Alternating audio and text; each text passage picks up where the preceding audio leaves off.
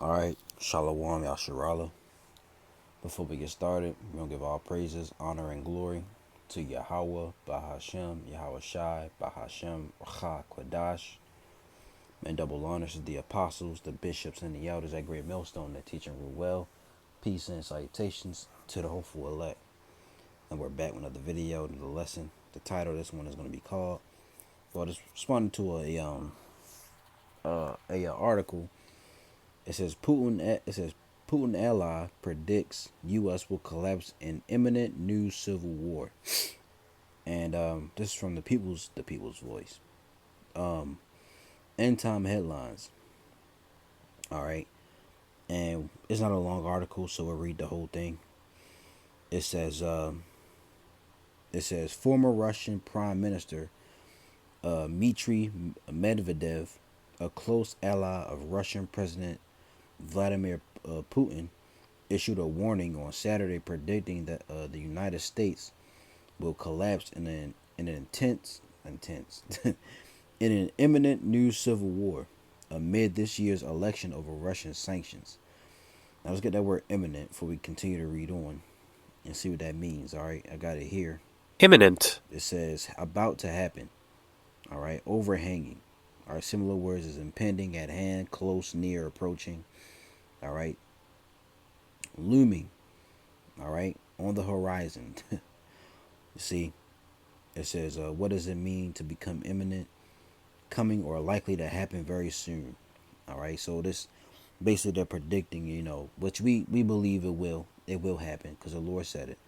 Likely to occur at any moment, impending. So this so a civil war is going to break out in America. All right, we just don't know when. So going back to the article, and it says, I'll read again. Former Russian Prime Minister Dmitry Medvedev, a close ally of Russian President Vladimir Putin, issued a warning on Saturday predicting the United States will collapse in an imminent, new civil war amid this year's election over Russian sanctions. Since the Russia-Ukraine war began in February 2022, Western countries have imposed sanctions on Moscow, with several thousand sanctions on Russian individuals, businesses, and government institutions. The U.S. has gradually expanded the sanctions it imposed as President Joe Biden issued an executive order in December, which allows the U.S. to directly sanction foreign banks, facilitating significant transactions for Russia. Let's look up sanction. Let's see what that means. All right. Type that in. Sanction. It says, if it play. Sanction. All right. It says a threat and penalty for disobeying a law or rule. It says official permission of approval for an action. Give official permission or approval for inaction. It says, what is an example? What is sanction in simple words? Sanction has two nearly opposite meanings. To sanction can to approve of something, but it can also mean to punish or speak harshly to. Likewise, a sanction can be a punishment or approval. Let's look this up. It says, in the law, a sanction is a penalty or enforcement measure used to ensure compliance with the law or other rules and regulations. Sanctions can take many forms, including fines, restrictions, other punitive measures, criminal sanctions, and alternative to detention. Sanctions can also be applied to countries, organizations, or individuals to show that certain actions are not condoned. These actions can include aggression towards other countries, violation of human rights, or the proliferation of nuclear weapons. It says, as a noun, a sanction is a penalty or other means of enforcement used to provide incentives for obedience with the law or with rules and regulations. You see, so that's what a sanction is. All right, and it can go many ways. All right. So going back, it says the U.S. has gradually expanded. All right, back here. Slovakia. The U.S. has gradually expanded the sanctions it imposed as President Joe Biden issued an executive order in December, which allows the U.S. to directly sanction foreign banks, facilitating significant transactions for Russia. It says Washington threatened to block such banks that conduct businesses with firms that support Russia's defense industry from its financial system. It says in a Saturday Telegram message, Medvedev, deputy chairman of Russian Security Council, spoke out spoke about the current political climate of the U.S. and the 2024 presidential race, which we will see former President Donald Trump, the GOP presidential nominee, face off against Vice President Kamala Harris, who won the Democratic presidential nominee after Biden dropped out the race of July 21st. Out of spite for the current administration, Donald Trump has threatened to lift sanctions against Russia. But will he really do it if elected? No, of course not. For all his apparent bravado as an outsider, end quote, Trump is ultimately an establishment insider, right? He's doing the bidding of the elites, all right. He may play the good guy to these Edomites and others who vote for him, but ultimately he's an insider, man. He's just playing that role that he has. It says yes, he is an eccentric narcissist, but he is also a pragmatist. As a businessman, Trump understands that sanctions harm the dollar's dominance in the world. However, which the dollar is going to be done away with. However, that's insufficient reason to stage a revolution in the United States and go against the anti-Russian line of the notorious deep state, which is much stronger than any Trump Medvedev said. He added, but what about Harris? You shouldn't expect any surprises from her. She is inexperienced and, according to her enemies, just plain stupid. Beautiful, meaningless speeches and boring correct answers to questions will be prepared for her, which she will read off a teleprompter while laughing contagiously. These sanctions against the USSR throughout the 20th century, and they've returned on an unprecedented scale in the 21st. So it's sanctions forever, or rather until the U.S. collapses during an imminent new civil war. After all, Hollywood makes films about this for a reason, which that's true. All right, and like we said, civil wars will take place in America.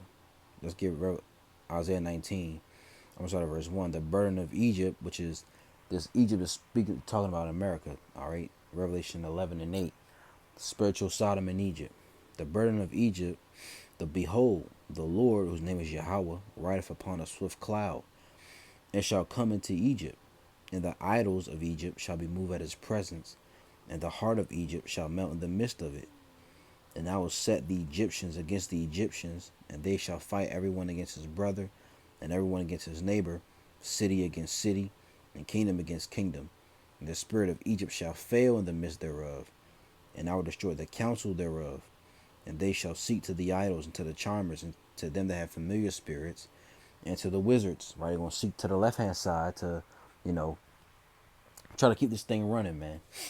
All right, let's get this in. Let's see what NLT says. NLT, I will make Egyptian fight against Egyptian, brother against brother, neighbor against neighbor, city against city, province against province. All right, but in the GNT, let's get that if we can. It tells you the Lord will start up civil war. Lucky. Man, excuse me. Isaiah 19, and verse 1, it said, This is a message about Egypt. The Lord is coming to Egypt, riding swiftly on a cloud, which is a chariot. All right, which will be Yahweh Shai, his son, which he'll come in the spirit of the Most High. It says the Egyptian idols tremble before him, and the people of Egypt lose their courage. The Lord says, I will stir up, right? Salakia. The Lord says, I will stir up civil war in Egypt and turn brother against brother and neighbor against neighbor. Rival cities will fight each other and rival kings will struggle for power. I am going to frustrate the plans of the Egyptians and destroy their morale. They will ask their idols to help them, and they will go and consult mediums and ask the spirits of the dead for advice. Like, what can we do? You can't do nothing against the Lord, man. All right, that's it. For Esau, your kingdom is going down. All right, let's get There's not gonna be no long, drawn out video. Let's get Mark 3. All right, straight to the point. This is Mark chapter 3 and verse. I'm gonna start at 20. It says, the multitude cometh together again, so that they could not. So Salaki, let me read it again. Mark 3 and 20, and the multitude cometh together again, so that they could not so much as eat bread. And when his friends heard of it, they went out to lay hold on him, for they said, he is beside himself. And the scribes which came down from Jerusalem said, he hath Beelzebub, and by the prince of the devils casteth he out devils. And he called them unto him, and said unto them in parables, how can Satan cast out Satan? If a kingdom be divided against itself, that kingdom cannot stand. If a house be divided against itself, that house cannot stand. And if Satan rise up against himself and be divided, he cannot stand by having end. You see? And this kingdom right now is, ran by who? Esau Edom, the so-called white man, who is called the devil. All right, their kingdom is divided. You got Edomites versus Edomites over here in the Western Hemisphere, and over there in Russia, because they're Edomites too. See, let's get the NLT though. Mark 3 and 23. Yahushua called them over and responded with an illustration. How can Satan cast out Satan? He asked. A kingdom divided by civil war will collapse. See, and this kingdom will collapse because civil war is going to take place in America. Very, in the coming days. All right, when the time comes. It says, similarly, a family splintered by feuding will fall apart. And if Satan is divided and fights against himself, how can he stand? He will never survive. And this kingdom is divided. All right, they don't agree. All right, they all got, different opinions. You see? So now let's go over here. Let's get second Esdras 15 and 14. It says, woe to the world and them that dwell therein, for the sword and their destruction draweth nigh. And one people shall stand up and fight against another, and swords in their hands. With these modern day swords. All right, these guns that everybody has, especially these Edomites, they have them, and they ready to use them. It says, for there shall be sedition among men, and invading one another. Let's look at that word sedition. Excuse me.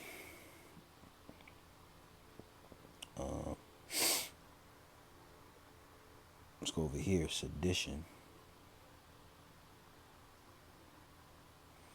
It says, rebellion, uprising, revolt, factitious commotion in the state. All right, concerted attempt to overthrow civil authority, violent strife between factions, civil or religious disorder. All right, riot, rebelliousness against authority. So who's the authority? All right, the mayors, the governors, police, right? It says down here, civil disorder. All right, dissension, strife, rebellion, mutiny. So that's what you're going to see in the days to come in Babylon the Great. All right.